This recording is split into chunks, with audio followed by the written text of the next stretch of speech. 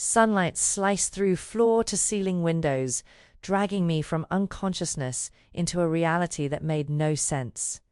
My head pounded with the rhythm of a drum I didn't remember hearing, and my mouth tasted like I'd licked the bottom of a subway platform. This wasn't my bedroom.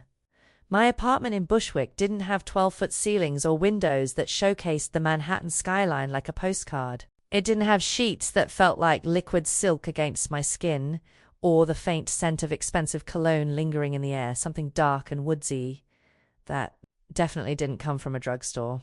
I sat up too quickly. The room tilted, then settled.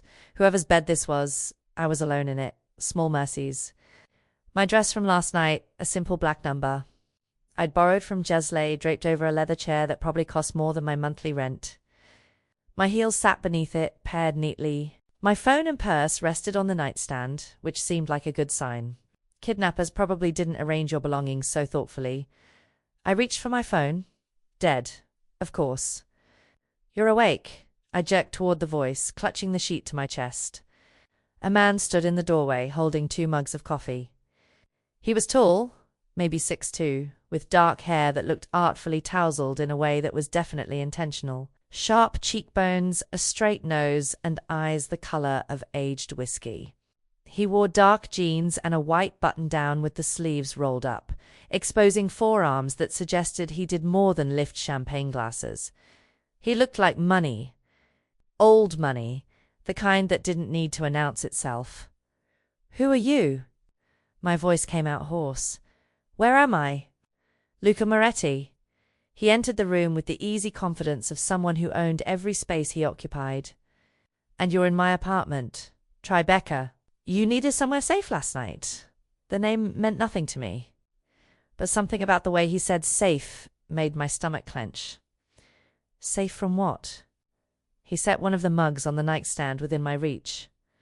The ceramic was warm against my fingers when I picked it up. Real coffee, not instant. "What do you remember about last night?" I closed my eyes, trying to piece together the fragments. Jess had convinced me to go to some new club in the meatpacking district. "Come on, Emma. You'd never go out," she'd said, already holding up outfit options from my closet. "You'd spend every Friday night organizing museum catalogs. Live a little." We'd gotten past the velvet rope somehow. Jess knew someone who knew someone. The club had been beautiful in that deliberately gritty way, all exposed brick and moody lighting. We danced. I'd had a few drinks, though not enough to explain this level of memory loss. Then, what? "There was a back room," I said slowly, the image swimming into focus. I was looking for the bathroom, but I got turned around. I opened the wrong door. Luca's expression didn't change, but something flickered in those amber eyes. "What did you see, men?" "Maybe 5 or 6 of them." They were ... I struggled to grasp the details through the fog in my mind. There were metal cases. One was open. Guns, I think. Military-grade stuff. They looked at me, and there's one guy older. Silver hair, he started walking toward me. And his hand was reaching for... That's when I found you. Luca's voice was soft, but carried an edge I couldn't identify. "You were about to become a very inconvenient witness, Emma-chan." My blood ran cold. "How do you know my name?" "I know everything about anyone who ends up in my protection." He took a sip of his coffee, watching me over the rim. 26 years old, curator at the Metropolitan Museum of Art, specializing in Asian antiquities. You share an apartment in Bushwick with Jessica Torres, who works in advertising. You take the L train every morning at 7:15. You get the same sesame bagel from the corner deli 3 times a week. The clinical recitation of my life should have terrified me. Instead, a different fear took hold. Jess. Where's Jess? She was supposed to meet me at the club after she finished talking to some guy at the bar. Luca set down his coffee with deliberate care. "Your friend," he said slowly.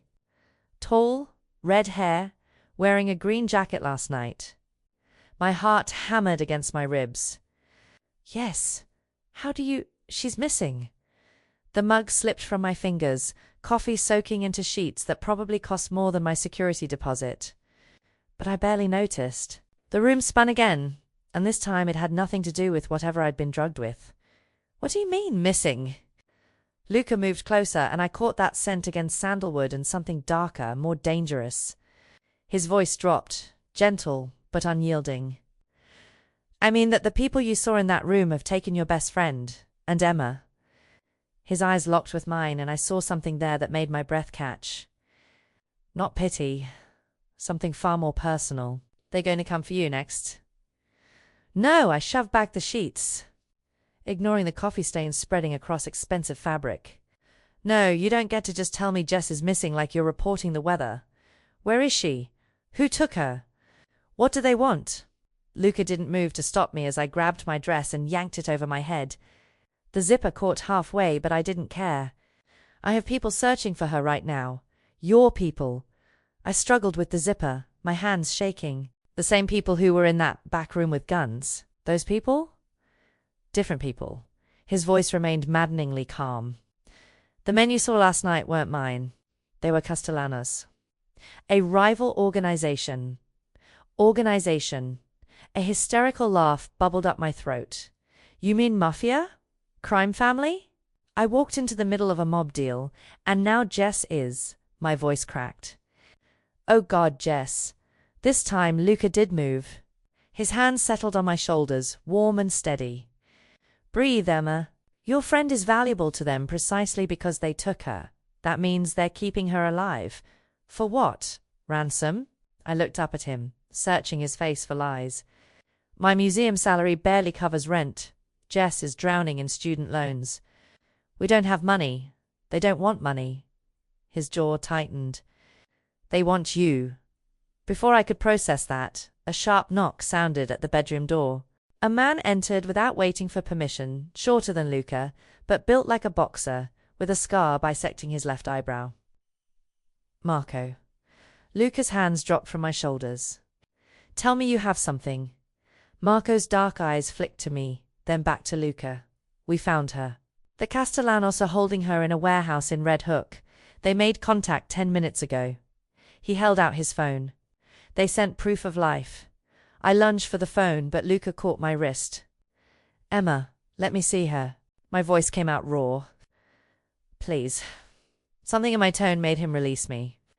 I grabbed the phone from Marco's hand, my vision blurring as I stared at the image on screen. Jess sat in a metal chair, her red hair tangled around her face. Her green jacket was torn at the shoulder, and a bruise darkened her left cheekbone. Her eyes, those defiant hazel eyes that had convinced me to go out last night, to live a little, were open and aware. Alive. The relief nearly buckled my knees. For now. Marco's voice was grim. They're demanding a trade. The girl for Emma Chun. We have 48 hours. The room went silent except for the sound of my breathing. Too fast. Too shallow. 48 hours. 2 days. Jess had 2 days before. No trade. Luca's voice cut through my spiraling thoughts like a blade. I whirled to face him. What? I said no. He took the phone from my nerveless fingers, handing it back to Marco. Tell Victor Castellano that his offer is rejected. Are you insane? I shoved at his chest, which was like pushing against a wall. They have Jess. They'll kill her. They'll kill you. Luca caught my wrists, holding them against his chest so I could feel his heartbeat steady and sure beneath my palms. You saw their weapon shipment, Emma. You're a witness who can identify faces, describe their operation. The second they have you, you're dead. At least this way. Jess dies instead. Tears burned hot trails down my cheeks. She's there because of me. Because I opened the wrong door. Because you brought me here instead of letting them kill you in that club? His voice dropped dangerously low. Is that what you think I should have done? I think you should let me make my own choices. I wrenched my hands free. I'll go. I'll trade myself. Just get Jess out. Marco shifted uncomfortably. Boss, maybe we should... No. Luca's eyes never left mine, amber burning into brown. Marco, have Sophia bring Emma something appropriate to wear. Postcards on every exit. No one comes in or out without my explicit authorization. You can't keep me prisoner. But, even as I said it, I knew it was exactly what he intended. I can. He moved toward the door, Marco following. And I will. Because unlike you, I understand what the Castellanos do to witnesses before they kill them. I've seen the aftermath. I've identified the bodies. He paused in the doorway, his profile sharp against the morning light. You think I saved you just to hand you over to them? Then what's your plan? I demanded. Just let Jess. I don't trade lives, Emma. He turned back, and the intensity in his gaze stole my breath. Especially not yours. I'll get your friend back, but I'll do it my way. The door closed behind him with a decisive click. A lock engaged. I ran to it, yanking the handle uselessly. Luca! I pounded on the wood. Luca, you can't do this! Luca! No answer. Just the echo of my own voice, and the terrible knowledge that somewhere across the city. Jess was sitting in a metal chair, waiting for a rescue that might never come, because of me. I spent the first hour testing every window, every door, every possible exit in Luca's penthouse, all locked, all monitored.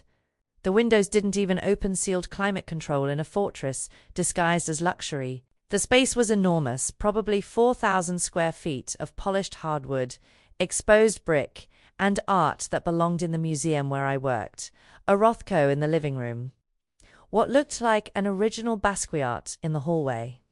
Either Luca Moretti had impeccable taste or an exceptional art thief on retainer. I was examining the front door lock, industrial grade, biometric scanner, when a voice behind me made me jump. You'd need his fingerprint and a 6-digit code. And even then, Marco stationed outside. I spun around. A woman stood in the kitchen doorway, arms crossed. She was maybe 30, olive-skinned with dark hair pulled into a severe bun. She wore all black tactical pants, fitted turtleneck, and the bulge under her left arm suggested a shoulder holster. Who are you? Sophia Reyes, your new shadow. She moved into the living room with a predator's grace. Mr. Moretti asked me to make sure you're comfortable. Comfortable? I laughed bitterly. I'm a prisoner, you're protected. She settled onto the leather sofa, gesturing for me to sit. I remained standing. There's a difference. Not from where I'm standing. Sophia studied me with dark, assessing eyes. You know what the Castellanos did to their last witness? A paralegal who saw too much during a business meeting. They kept her alive for 3 days. By the end, she was begging them to kill her. My stomach churned. You're trying to scare me. I'm trying to save your life. She pulled out her phone, tapping the screen. Your friend Jessica Torres, age 27, works at Sterling & Brooks Advertising. She has a younger brother in college, parents in New Jersey, and a cat named Chairman Meow. The Castellanos know all of this too. They know exactly how to hurt her to get to you. I sank onto the sofa, my legs suddenly weak. How do you know all this? Because Luca Moretti doesn't take chances with people he protects. Something softened in Sophia's expression. And he's never brought anyone here before. Ever. This penthouse is his sanctuary. Not even his own family knows this address. That stopped me. Why? Because he's not like the others. Sophia leaned forward, elbows on her knees. Most bosses in this world, they're about power, territory, violence. Luca's father was like that. Built the Moretti empire through fear and blood. But Luca? She shook her head. He's trying to be different. Legitimize the businesses, cut ties with the worst operations. The Castellanos hate him for it. They see it as weakness. Is it? I heard myself ask. No. Sophia's voice was firm. It's strength. It takes more courage to refuse the easy violence than to embrace it. Before I could respond, Marco appeared in the doorway, his expression grim. Sophia. Conference room. Now. We followed him down a hallway I hadn't explored yet, into a room dominated by a massive table and wall-mounted screens. Luca stood at the head of the table, phone pressed to his ear, his free hand gripping the back of a chair hard enough that his knuckles were white. Put it through, he said into the phone. Then to us, they want to talk. One of the screens flickered to life. The image was grainy but clear enough. Jess sat in that same metal chair, but now her hands were zip-tied behind her back. A man stood beside her, his face obscured by shadows. Moretti. The voice was smooth, cultured, with just a hint of Italian accent. I trust you received our message. Victor. Lucas's voice was ice. If you've hurt her, just a few bruises. Nothing permanent. Yet. The man moved closer to Jess, and I saw her flinch. But my patience has limits. We want the Chun girl. You have. He checked his watch. 36 hours now. Not 48. Considerate motivation. I already told you. I know what you told Marco. Victor's voice hardened. But perhaps you need better motivation? Miss Torres, would you like to say something to your friend? The camera zoomed in on Jess's face. Her eyes found the lens, and even through the screen I could see her fear, but also her strength. Emma, don't. The feed cut to black. Jess! I lunged toward the screen as if I could somehow reach through it. Jess! Luca's hand caught my arm, steadying me. She's alive! She's strong! We have time! 36 hours! I whirled on him. That's not time. That's enough to execute a plan. His jaw was set, determined. I'm ending this, Emma. But not their way. He turned to Marco and Sophia. Contact everyone. I want full tactical layout of that warehouse, guard rotations, every entrance and exit. We're going in. Boss, it's a trap, Marco warned. They'll expect a rescue. I know. Luca's eyes met mine. And I saw something there that made my breath catch fierce protectiveness, mixed with something deeper, something that had no place in a situation like this. But I don't leave people behind, especially not people who matter. The weight of that word, matter, settled between us like a promise. Or a threat. I couldn't sleep. How could I, knowing Jess was somewhere in Red Hook, zip-tied to a chair, counting down hours she didn't know she had? Sophia had shown me to a guest room around midnight, all crisp white linens and blackout curtains. But I just stared at the ceiling, listening to my own heartbeat measure time Jess didn't have. At 2 a.m., I gave up. The penthouse was quiet, most of the lights dimmed. Marco's voice drifted from somewhere down the hall, speaking low into a phone. I moved in the opposite direction, my bare feet silent on hardwood. I found the library by accident, following a sliver of light beneath a closed door. I shouldn't have opened it. This was Luca's private space, and I was already an unwelcome guest turned involuntary prisoner. But my hand was on the handle before I could think better of it. The room stole my breath. 2 stories of books, a rolling ladder attached to floor-to-ceiling shelves. But it wasn't the books that stopped me, it was the drawings. They covered one entire wall, pinned and framed in careful arrangement, architectural sketches, detailed and beautiful. Buildings that seemed to grow organically from the earth, bridges that arced with impossible grace, spaces that invited light and life. I didn't hear you come in. I spun around. Lucas stood in the doorway, no longer in the button-down from earlier. Now he wore just a white t-shirt and dark jeans, his feet bare like mine. He looked younger this way, less like a crime boss and more like the kind of man I might have met at a gallery opening. I'm sorry. I couldn't sleep, and I saw the light. It's fine. He moved into the room, closing the door behind him. I couldn't sleep either. You drew these? I turned back to the wall, studying a sketch of what looked like a museum wall, clean lines and natural light. They're incredible. Another life. He came to stand beside me, close enough that I could feel the warmth radiating from his body. Before my father died and I inherited responsibilities. I never wanted.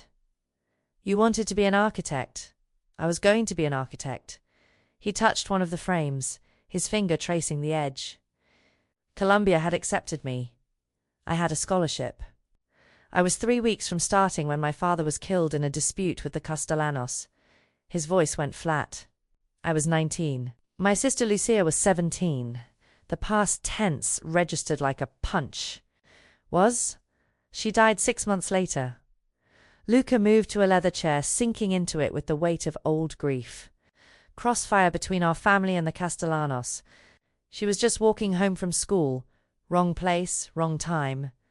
They said the bullet probably wasn't even meant for her. Just collateral damage. I sat on the arm of the chair, close but not touching. I'm so sorry. That's when I made my rules. His eyes found mine in the dim light. No civilian casualties.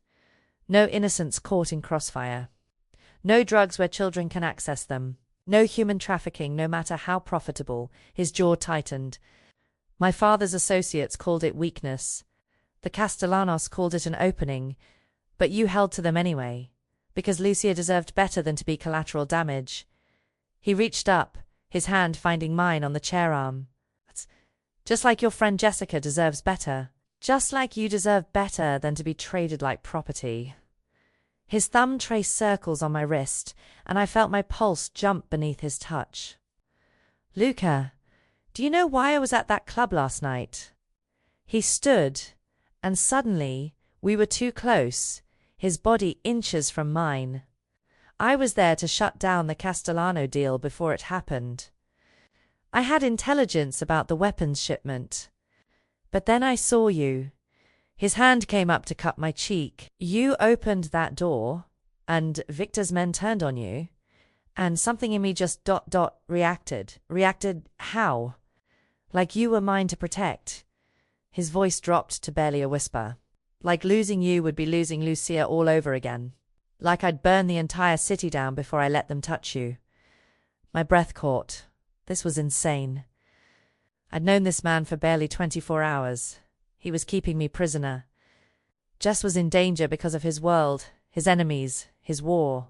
But when he looked at me like that, like I was something precious and rare, I couldn't remember why any of that should matter. When this is over, I whispered, my hand rising to rest against his chest, feeling his heartbeat thunder beneath my palm. And Jess is safe. What happens to me? His fingers brushed my cheek, traced the line of my jaw, tangled in my hair. It depends on what you want to happen. I don't know what I want. The truth felt dangerous on my tongue. I should hate you. You're holding me here against my will. I know. My best friend is in danger because of your world. I know. This is crazy. I know. His forehead dropped to rest against mine, and I felt the tremor run through him, desire and restraint warring beneath that careful control. But Emma, yes? Right now, keeping you safe matters more than anything else. More than territory, more than pride, more than— He pulled back suddenly, putting distance between us. More than what I want. The loss of his warmth felt like winter. Luca, get some sleep. His voice was rough. Tomorrow, I'm getting your friend back. And then you'll be free to make whatever choice you want. But tonight? Those amber eyes burned into mine. Tonight, you're still mine to protect. He left before I could respond, the door closing softly behind him. I stood alone in his library, surrounded by dreams he'd abandoned and ghosts he carried, and realized with terrifying clarity that I was falling for a man I couldn't have. A man who was about to risk everything for someone he'd never met. Because of me. Morning arrived with Sophia knocking on my door, carrying coffee and what looked like a tactical briefing folder. I'd finally fallen asleep around 4, my dreams filled with architectural sketches that transformed into prison bars. Breakfast in 10, she said, setting the coffee on the nightstand. Boss wants everyone in the conference room at 8 sharp. 24 hours. That's all Jess had left.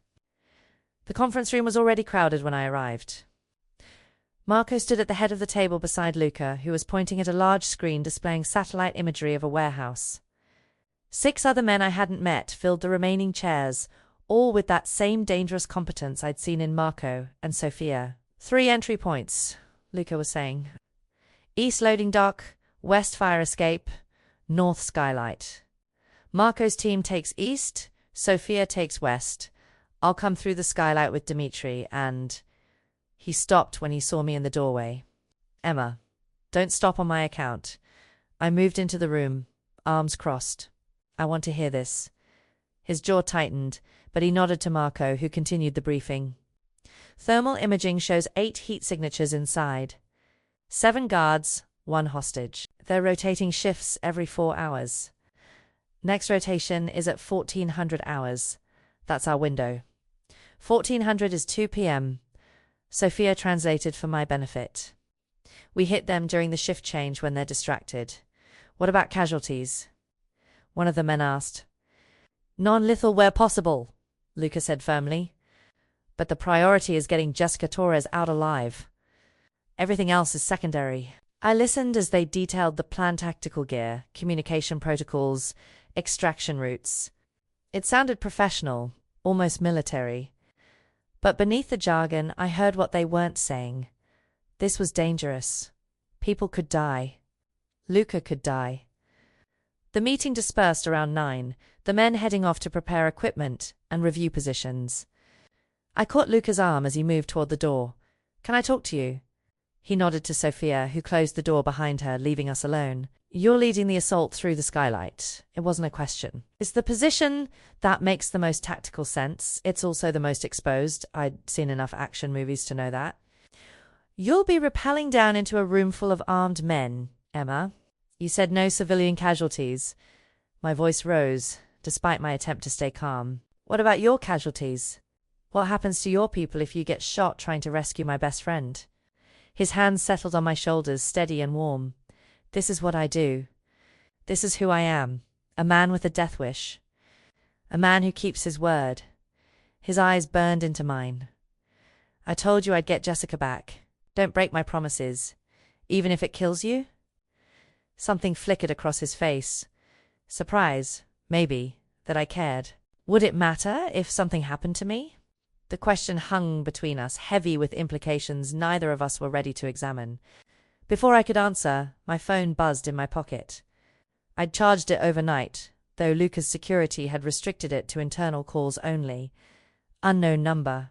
I showed Luca the screen. His expression darkened. Don't answer, but I was already swiping. Hello? Emma-chan? Victor Castellano's cultured voice filled my ear. I was hoping to speak with you directly. Luca grabbed the phone, putting it on speaker. Whatever you have to say, you can say to both of us. Ah, Moretti. Perfect. Victor's tone was almost pleasant. I'm calling to inform you both that I've had a change of heart. The deadline is no longer tomorrow at noon. Relief flooded through me. You're letting her go?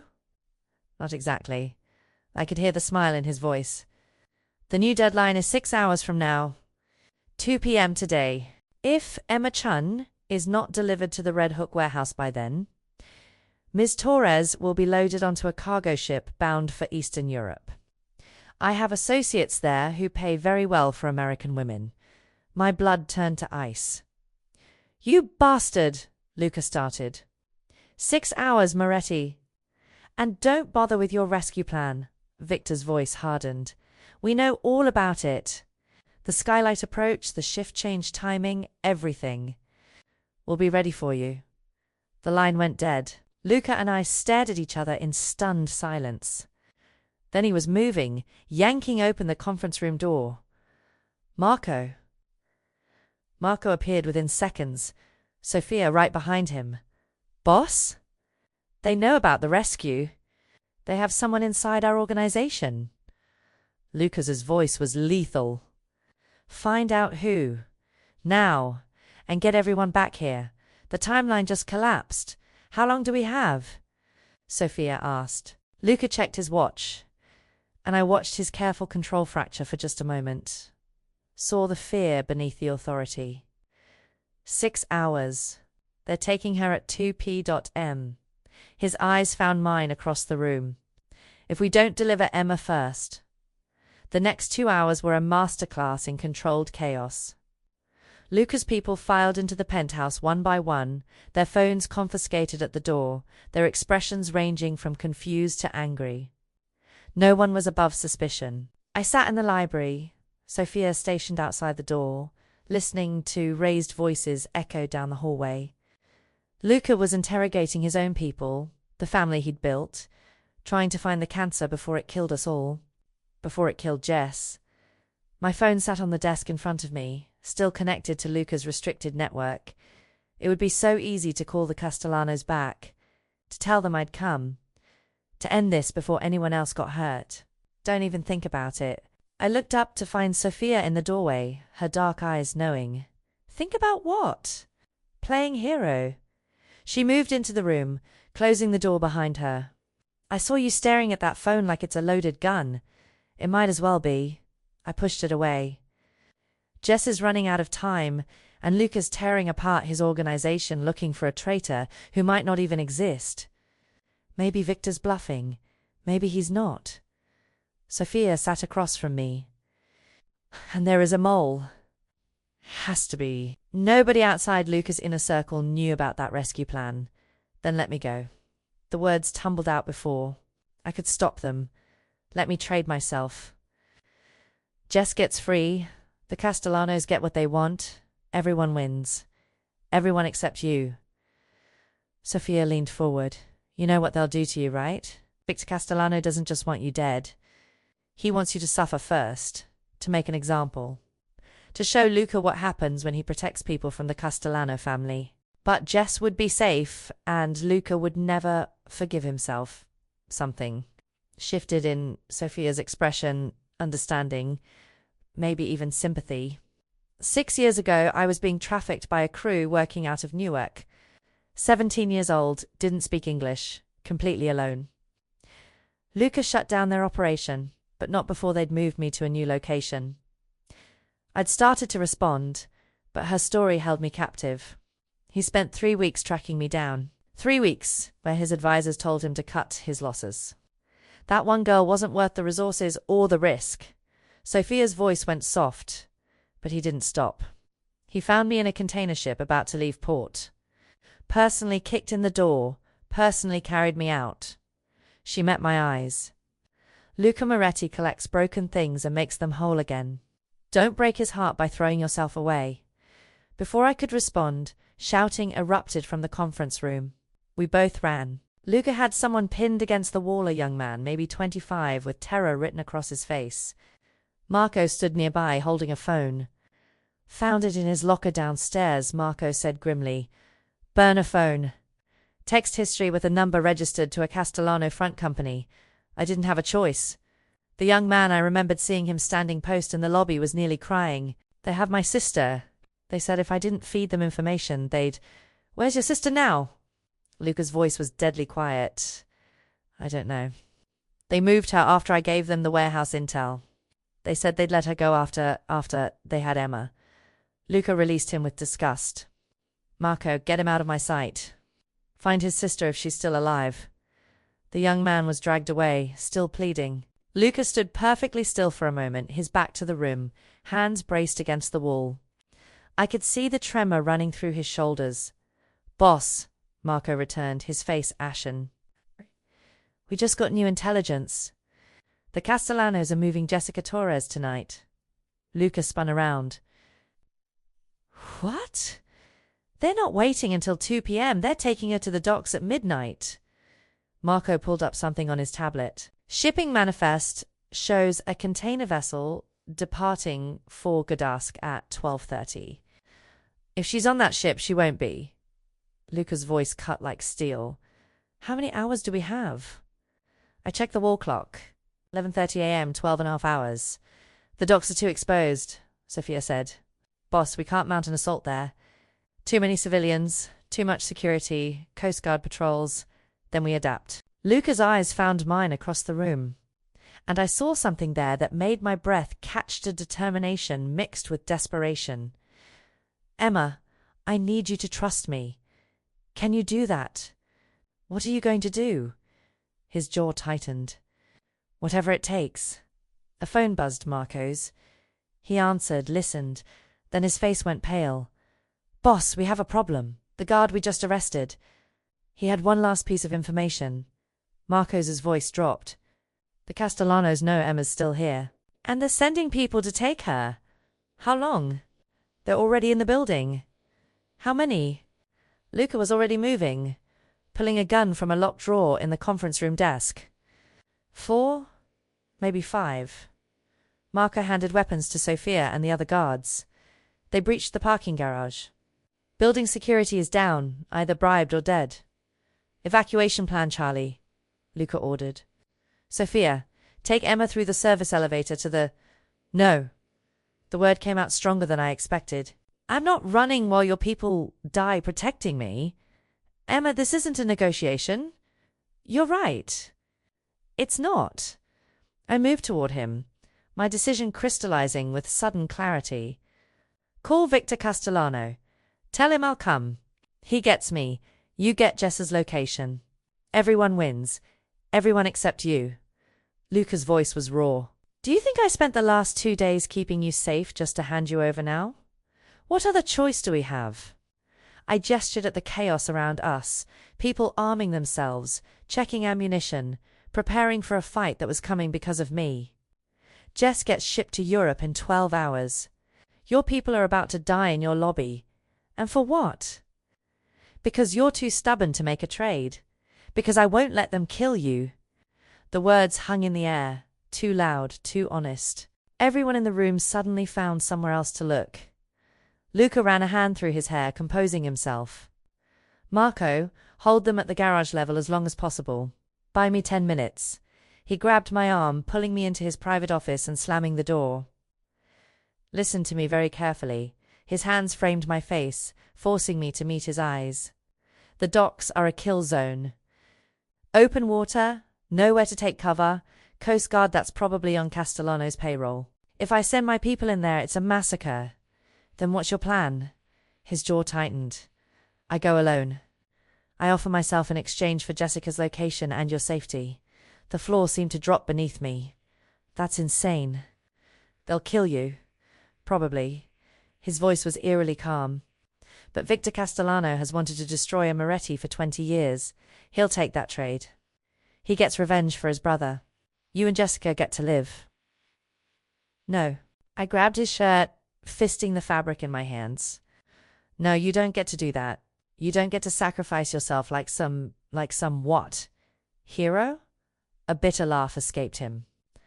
I'm not a hero, Emma. I'm a criminal who got lucky enough to meet someone who makes me wish I was better. Luca, you asked me last night what happens when this is over.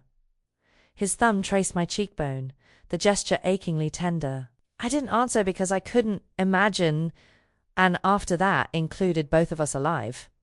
Not with Victor wanting blood. Tears burned hot trails down my face. So you just decided to die? I decided that your life matters more than mine.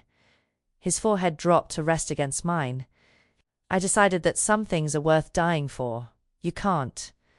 My voice broke. I won't let you. Emma, I love you. The words tumbled out desperate and true. I know it's crazy. I know I've only known you for 2 days. But I love you. And I won't watch you throw your life away for mine. Something shattered in his eyes, joy and pain tangled together. You love me. Yes, you idiot. Which is exactly why you can't do this. His hand slid into my hair, tilting my face up. And I love you. Which is exactly why I have to. He kissed me, hard and desperate, tasting like goodbye. Sophia! The door opened. Sophia entered, her expression grim. She'd clearly heard everything. Keep her here, Luca ordered. By force if necessary, no. I lunged for him, but Sophia's arms wrapped around me from behind, strong as steel cables. Luca! Don't do this, Luca! He paused at the door, his profile sharp against the hallway light. I'm sorry, little bird, but you'll understand someday. Then to Sophia. Whatever happens, keep her safe. That's an order. The door closed. The lock engaged. Let me go. I fought against Sophia's hold, but she was trained for this. Sophia, please. I'm sorry, Emma. I have my orders. I stopped struggling, my mind racing. Luca was going to trade himself. He'd be dead within the hour. And Jessamine, if Victor kept his word about the location, she'd still be at those docks with a ship leaving at midnight. Think. Think like someone who curates priceless artifacts. Think like someone who plans, who strategizes, who finds solutions to impossible problems. Sophia's grip had loosened slightly, probably thinking I'd given up. I remembered something from earlier, her story about being rescued from traffickers. The guilt she carried about needing to be saved. Sophia, I said quietly, when Luca rescued you, did he ask your permission first? Her arms tensed. What did he ask if you wanted to be saved? Or did he just make the choice for you? Silence. He's doing the same thing to me right now. I turned in her grip to face her, taking away my choice. Deciding my life is worth more than his. Is that really what he would want? To become the kind of man who treats women like they can't make their own decisions. Doubt flickered across Sophia's face. Help me, I whispered. Help me save him. For a long moment, she just stared at me. Then her grip released. Service elevator, she said. It bypasses the garage. You'll have maybe a 5-minute head start before he realizes you're gone. Thank you. Don't thank me. She pressed something into my handophone with one number programmed in. If you're going to do something stupid, at least let me track you. I was already running. The docks at Red Hook smelled like rust and salt water, and the kind of desperation that clung to abandoned places. I'd taken an Uber with cash Sophia had shoved into my pocket, giving the driver an address 3 blocks away and walking the rest. Midnight approached. Somewhere out on the dark water, a ship's horn moaned. The warehouse Victor had specified squatted at the end of Pier 23, surrounded by shipping containers that created a maze of shadows. No cover, nowhere to run if this went wrong. Everything about this screamed trap. I walked toward it anyway. Emma Chun. Victor Castellano stepped from behind a container, flanked by 2 men with automatic weapons. He was smaller than I'd imagined, grey-haired and distinguished in an expensive coat. You're early, and alone. How unexpected. Where's Jess? He gestured. One of his men disappeared, returning moments later with Jess between them. She looked worse than in the video, bruised, exhausted, her red hair matted with sweat. But alive. Emma? Her voice cracked. What are you doing here? Making a trade? I kept my eyes on Victor. Me for her. That's what you wanted, right? Originally, yes. Victor's smile didn't reach his eyes. But circumstances have changed. You see, I was expecting Luca Moretti to deliver you personally, yet here you are, all by yourself. He pulled out a phone, which means he doesn't know you're here yet. How delicious. My stomach dropped as he made a call. Moretti? Yes, it's me. I thought you should know. Your little Emma Chun just delivered herself to my doorstep. No? You didn't authorize this? Victor's smile widened. How unfortunate. Well, since we have her anyway, perhaps we should discuss new terms.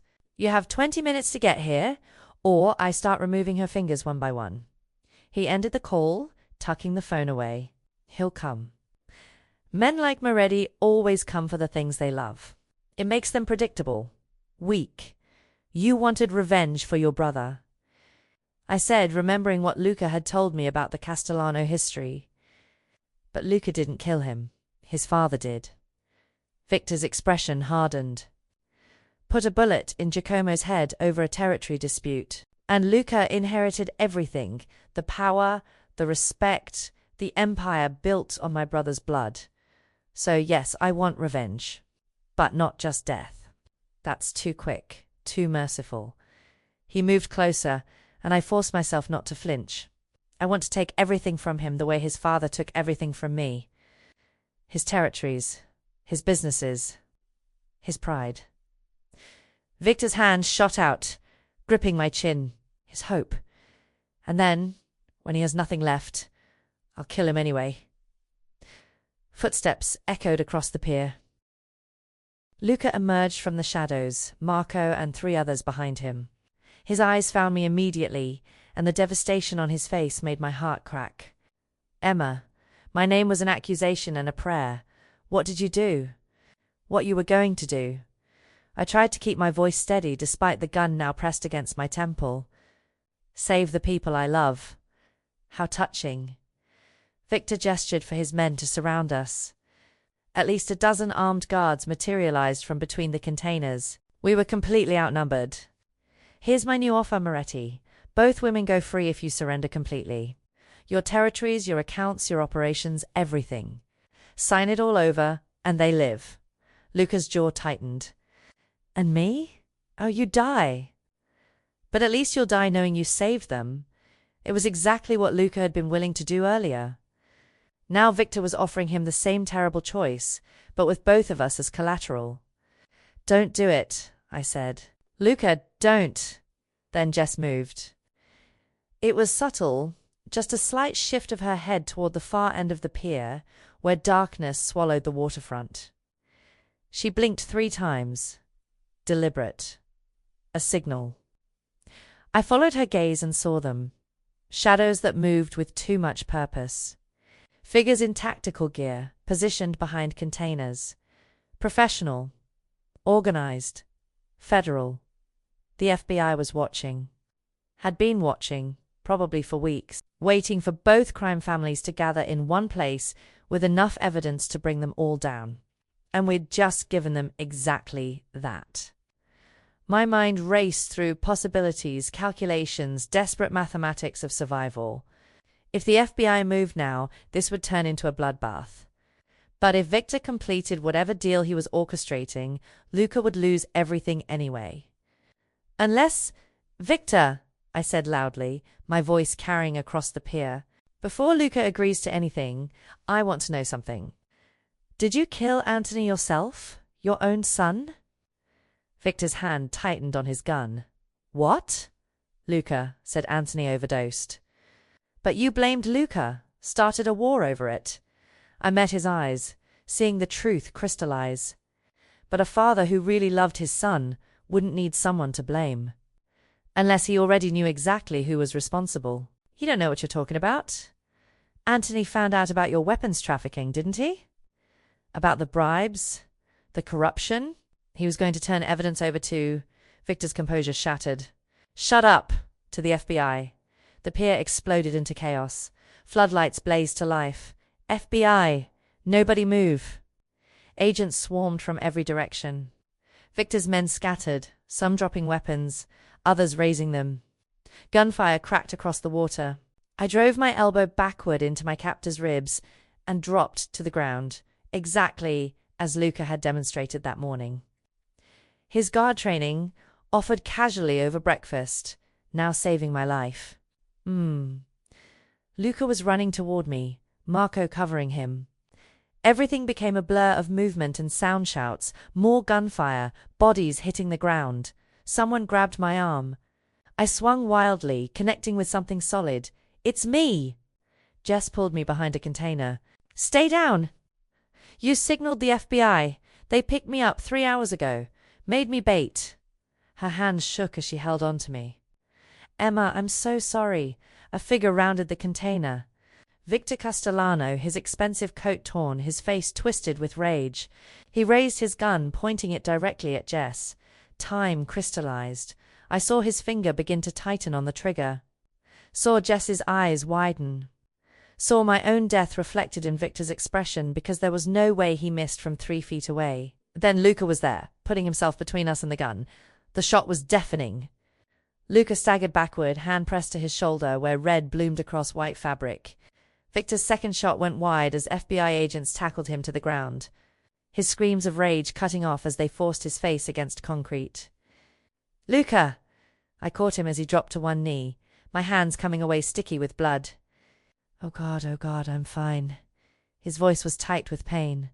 Shoulder. Clean through. "I'm fine." He wasn't fine. Blood poured between his fingers, soaking into my borrowed jacket. Jess was screaming for a medic. Marco appeared, pressing something against the wound while barking orders into his radio. "Stay with me," I begged, holding Luca's face between my hands. "Please, stay with me."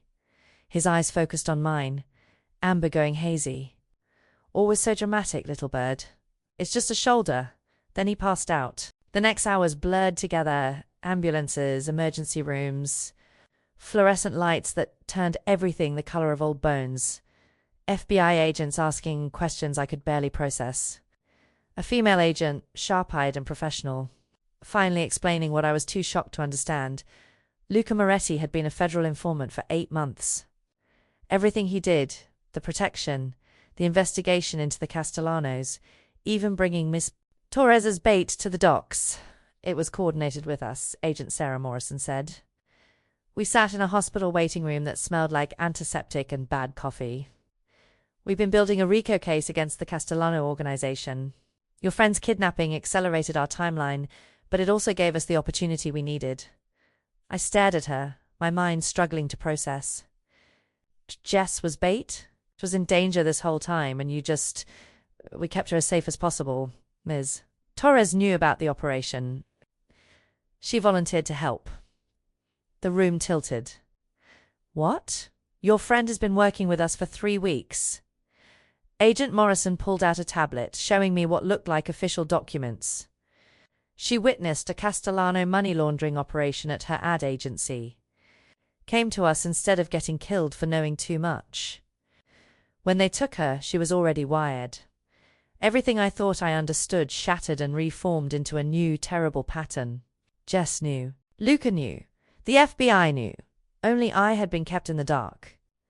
The club, I said slowly, when I saw the weapons deal, was staged.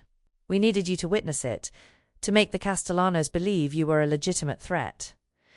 Luca was supposed to extract you cleanly, but Victor's men acted faster than anticipated. Morrison's expression softened slightly. For what it's worth, Moretti's protection of you was real. His feelings were real. That wasn't part of the operation. How would you know? Because he violated protocol 17 times, keeping you safe. Refused to use you as bait. Nearly blew the entire operation when he wouldn't trade you. She stood. He took a bullet for you, Miss Chun. Federal informants don't do that for cover stories. But they did lie. They did manipulate. They did let you fall in love with them while keeping secrets that could get you killed. Luca came out of surgery 3 hours later. Stable. Lucky. The bullet had missed major arteries. He'd be fine in a few weeks. I didn't go to see him. Jess was in a room down the hall, treated for dehydration and minor injuries. When I finally went to her, she was sitting up in bed, looking guilty and exhausted. Emma, were you ever actually in danger? I asked. Yes. Her voice was small. The FBI couldn't control everything.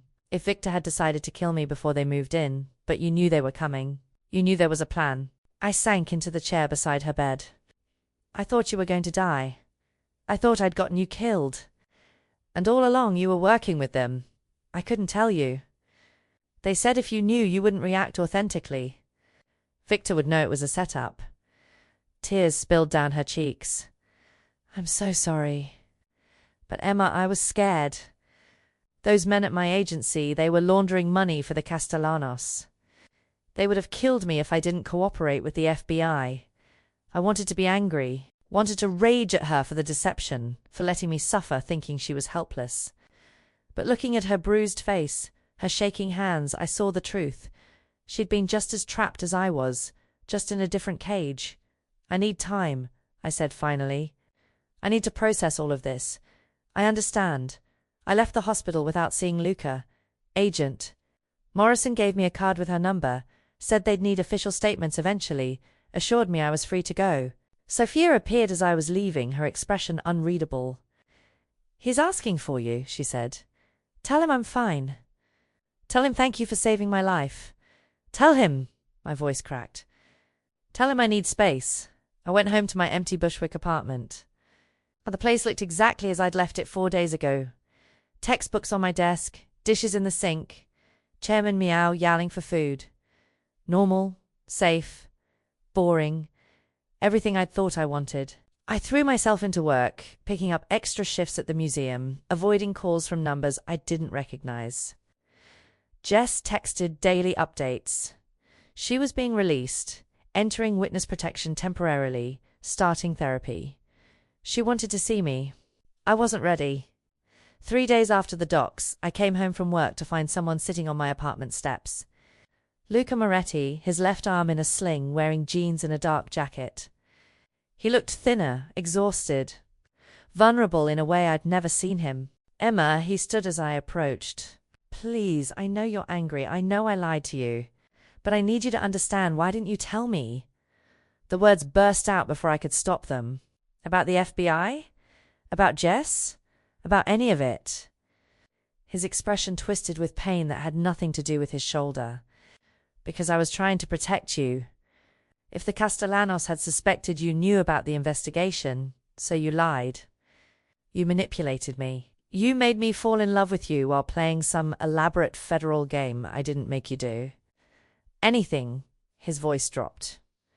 And I wasn't playing. Everything I felt, everything I said, that was real. Emma. The investigation was my way out of this life.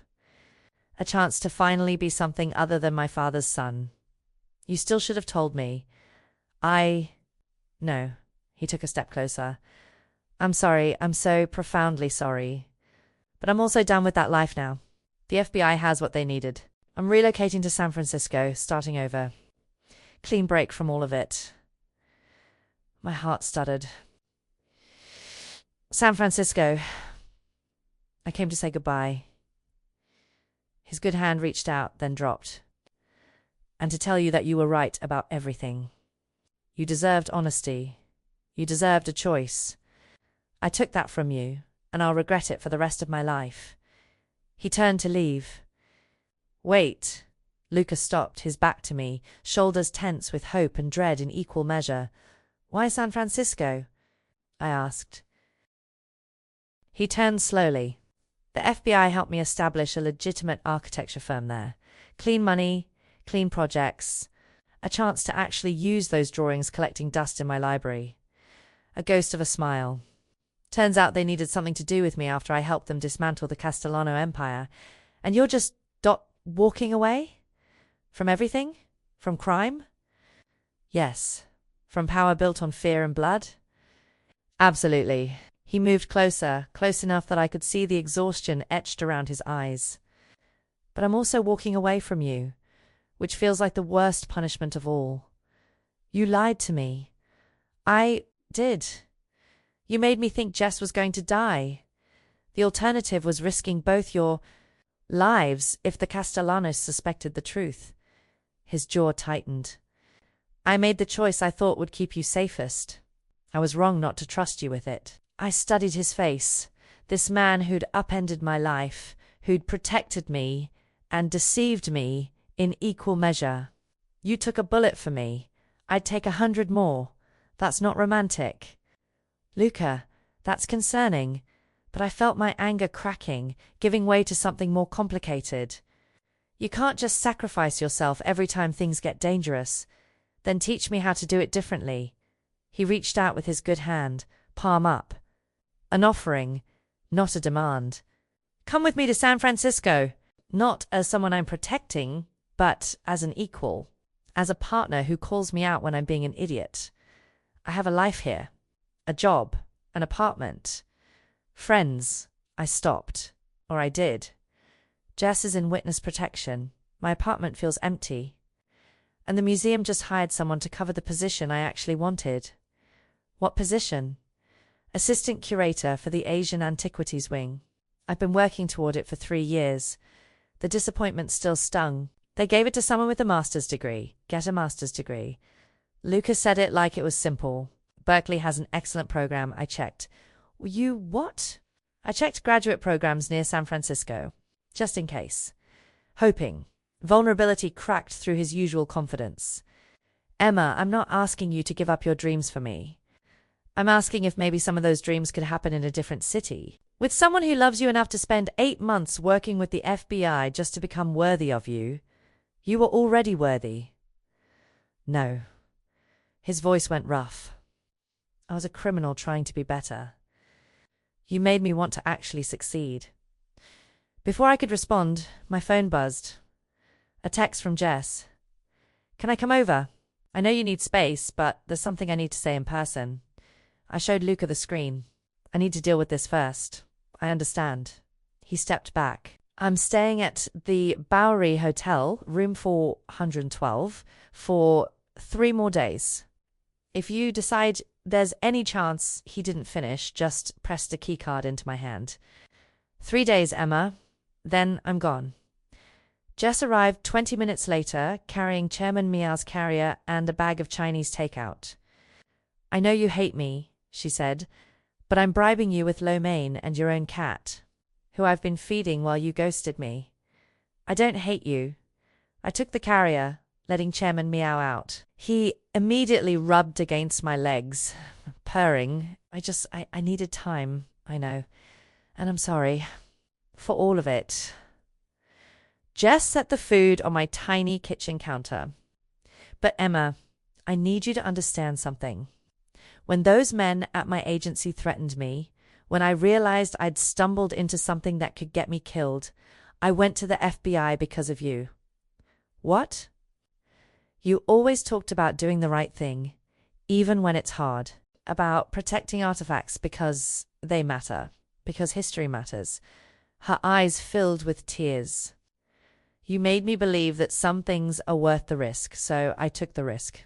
And yeah, it got messy and scary, and I'm sorry you got dragged into it.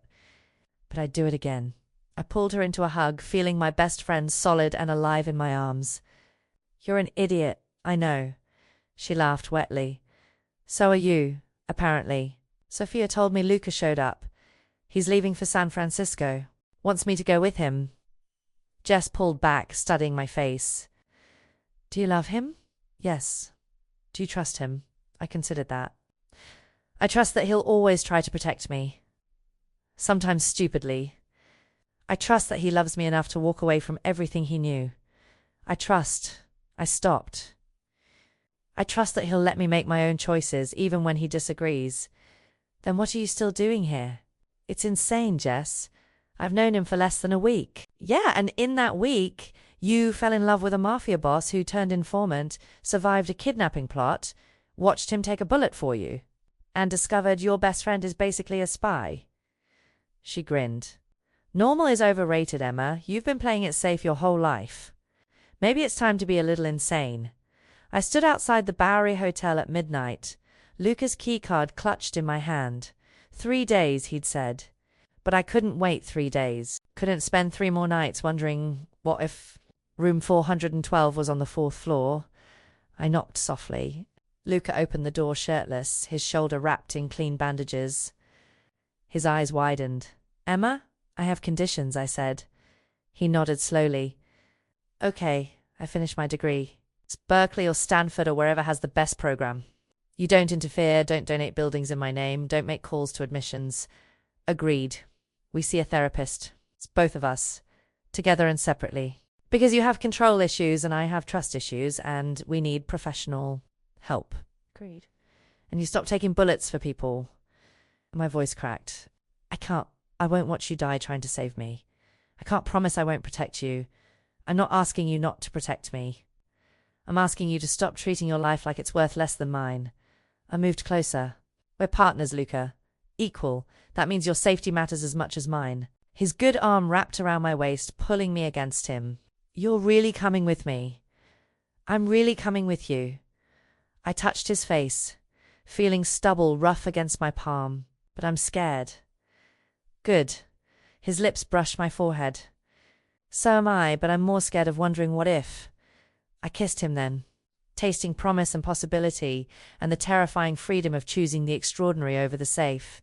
Are you sure about this? He whispered against my mouth. I thought about my tiny apartment, my predictable routine, the life I'd built from caution and careful choices. Then I thought about architectural drawings and San Francisco fog and a man who'd given up his empire for a chance at redemption. I'm sure, I said. Let's go build something beautiful. 3 weeks later, we crossed the Bay Bridge into San Francisco, morning light turning the water to gold. Luca drove with one hand, the other laced with mine. Still scared? He asked. Terrified. I watched the city rise before us, all possibility and promise. But I think that means we're doing this right. He brought my hand to his lips, kissing my knuckles. Then we're doing this very, very right. Behind us, New York receded in the rearview mirror, long with crime families and federal investigations, and the people we'd been. Ahead lay graduate school applications and architectural projects and therapy appointments, and 1,000 ordinary days strung together into something extraordinary. I'd woken up in a dangerous man's bed and he'd said, "From now on, you stay." Now I was choosing to stay. On my terms, in my way. And that made all the difference.